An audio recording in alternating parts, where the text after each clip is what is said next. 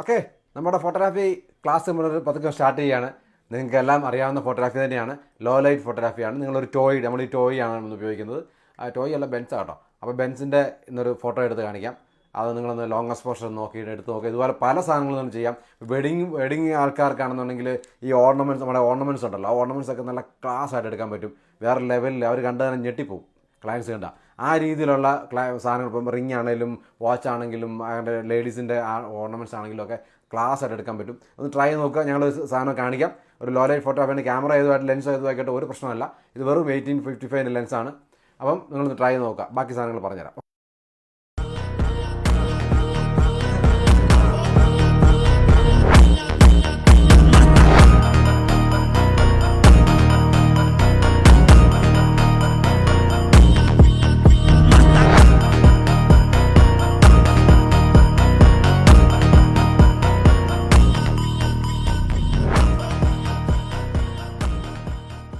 ഇത് ഇപ്പോൾ കിട്ടിയ പടമാണിത്.